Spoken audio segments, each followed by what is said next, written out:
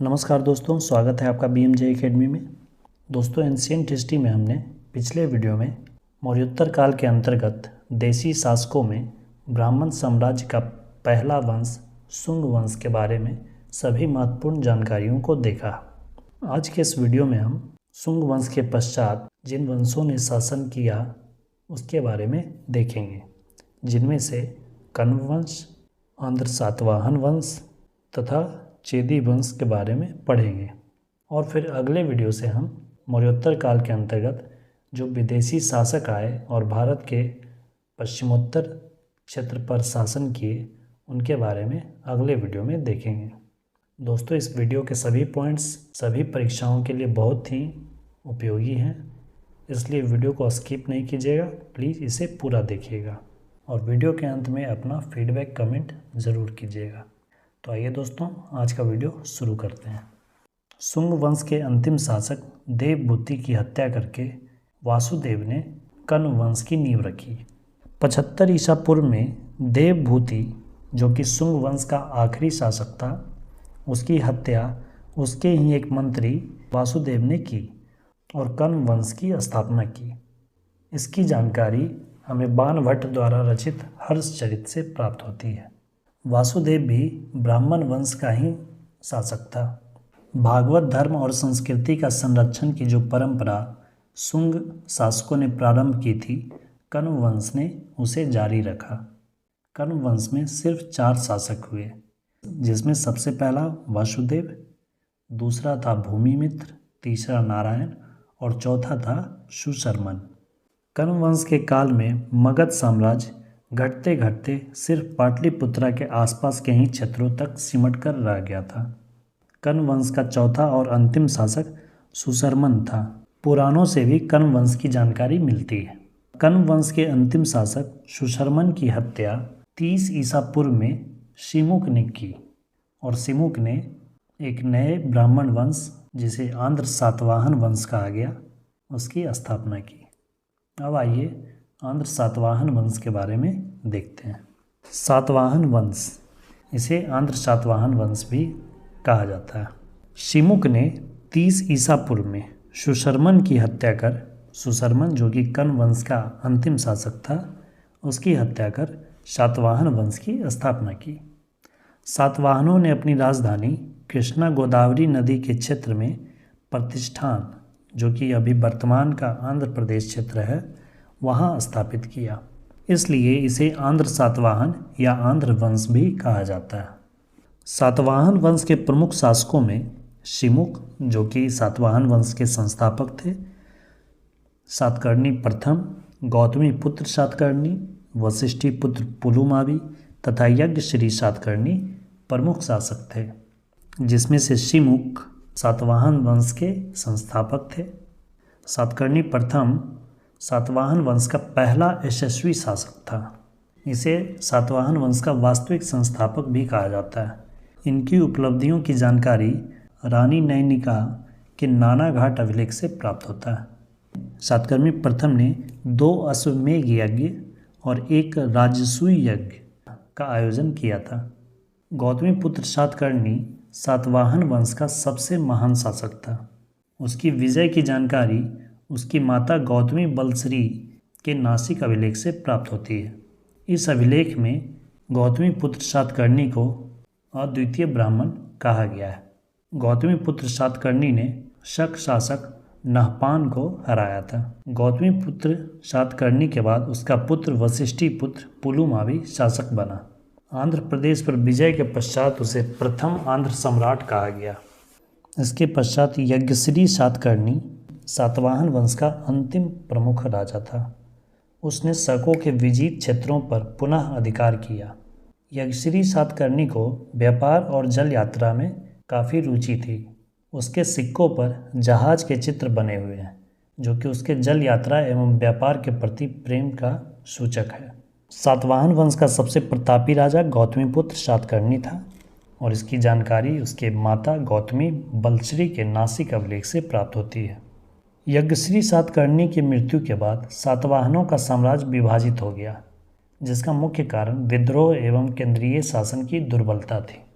सातवाहन शासकों को दक्षिणाधिपति भी कहा गया है। अब आइए सातवाहन वंश के काल के कुछ प्रमुख बिंदुओं को देखते हैं। ब्राह्मणों और भिक्षुओं को भूमि दान देने की प्रथा सर्वप्रथम सातवाहन वंश के शासकों ने ही शुरू की, जिससे सामंती व्यवस्था का जन्म हुआ। सामंती व्यवस्था का अर्थ हुआ राजा जिन्हें भी भूमि दान करते थे और कोई छोटा मोटा हिस्सा दान नहीं करते थे, पूरा का पूरा गांव दान दे दिया जाता था। तो उसमें होता ये था, तो उस पूरे क्षेत्र में लगान वसूल करने का अधिकार जिसे दान में दिया जाता था उसे दे दिया जाता था। तो इस तरह से जिसे दान में मिलता था वह पूरा क्षेत्र, वो उस पूरे क्षेत्र का सामंत हो जाता था। एक तरह से वह उस क्षेत्र का राजा हो जाता था। तो इसी तरह से सामंती व्यवस्था धीरे धीरे बढ़ती गई और इस तरह से छोटे छोटे कई शासकों का जन्म हो गया। आगे के वीडियोज़ में हम गुप्त वंश के बारे में पढ़ेंगे। गुप्त वंश की स्थापना श्रीगुप्त ने की थी और श्रीगुप्त कुषाण वंश के सामंत थे। उन्हें कुषाणों से एक बड़ा क्षेत्र दान में मिला था, जिस क्षेत्र के वो सामंत थे, और फिर वह एक स्वतंत्र शासक के रूप में उभर कर सामने आए। तो सामंत व्यवस्था का जन्म सातवाहन वंश के काल में ही हुआ और इसका प्रमाण यानी कि भूमि दान की प्रथा का प्रमाण, सामंत व्यवस्था का प्रमाण सातकर्णी प्रथम की रानी नैनिका द्वारा निर्मित नानाघाट अभिलेख से मिलता है। सातवाहनों ने सीसा, चांदी, तांबा, पोटीन और कांसे के सिक्के चलवाए, जिसमें से सर्वाधिक सिक्के इन्होंने सीसा का चलवाया। सीसे के सिक्के बनाने के लिए सीसा रोम से आयात करवाया जाता था। सातवाहन काल के परिवार समाज संभवतः मातृसत्तात्मक थे, परंतु राजकुल राजतंत्र पितृसत्तात्मक था। परिवार को मातृसत्तात्मक इसलिए माना गया है क्योंकि जितने भी इस वंश के राजा हुए सभी का नाम अपनी माता के नाम से दिया गया है। जैसे गौतमी पुत्र सातकर्णी, वशिष्ठी पुत्र पुलुमावी, यज्ञश्री सातकर्णी, ये सब का पहला नाम इनकी माता का ही नाम था। इस कारण से यह संभावना है कि परिवार मातृसत्तात्मक था। सातवाहनों की भाषा प्राकृत थी और लिपि ब्राह्मी थी। सातवाहन वंश के स्थापत्य कला में कार्ले का चैत्य, अजंता एलोरा की गुफाओं का निर्माण, अमरावती कला का विकास प्रमुख है। दोस्तों, सातवाहन वंश से ये कुछ प्रमुख बिंदु थे जो कि महत्वपूर्ण हैं। आइए अब चेदी वंश, जिसे महामेघवाहन वंश कहा जाता है, उसके बारे में देखते हैं। सम्राट अशोक की मृत्यु के पश्चात कलिंग पुनः स्वतंत्र हो गया था। कलिंग में चेदी वंश का प्रमाण हाथी गुम्फा अभिलेख, जो कि उदयगिरी पहाड़ी उड़ीसा से मिला है, वहाँ से इसकी जानकारी मिलती है। कलिंग के चेदी वंश का संस्थापक महामेघवाहन था, इसलिए चेदी वंश को महामेघवाहन वंश भी कहते हैं। चेदी वंश का सबसे प्रतापी शासक खारवेल था। हाथी गुम्फा अभिलेख में खारवेल की काफ़ी जानकारी दी गई है। खारवेल ने दक्षिण के 3 राजाओं चोल, चेर तथा पांड्य को पराजित किया था। खारवेल ने मगध पर भी आक्रमण किया और जैन तीर्थंकर शीतलनाथ जिनसेन की मूर्ति को वापस जीत लाया, जिसे नंद वंश के शासक महापद्मनंद ने लूट कर ले गया था। खारवेल ने सातकर्णी प्रथम को भी पराजित किया था। खारवेल जैन धर्म का संरक्षक था। हाथी गुम्फा लेख में जैन धर्म के लोगों को गांव दान देने का भी उल्लेख मिलता है। इसी अभिलेख में दक्षिण के 3 राज्य चोल, चेर एवं पांड्य को खारवेल ने पराजित किया था, इसका भी उल्लेख दिया गया है। खारवेल ने सिंचाई के लिए नहरें खुदवाई थी।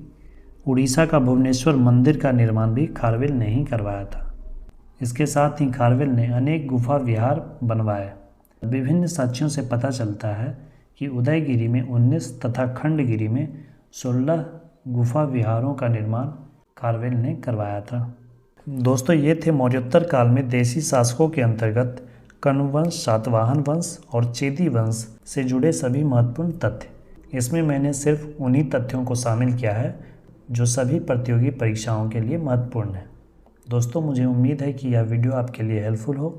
दोस्तों, अगर कोई सुझाव या कमी है तो आप उसे ज़रूर बताएं, मैं उसे ठीक करने का प्रयास करूंगा। एंशिएंट हिस्ट्री के अगले वीडियो में हम मौर्योत्तर काल के अंतर्गत विदेशी शासकों जिसमें हिंद यूनानी, शक, पल्लव और कुषाण वंश के बारे में अगले वीडियो से देखेंगे। वीडियो को अंत तक देखने के लिए धन्यवाद दोस्तों। मिलते हैं अगले वीडियो में इसके अगले भाग के साथ। जय हिंद, वंदे मातरम।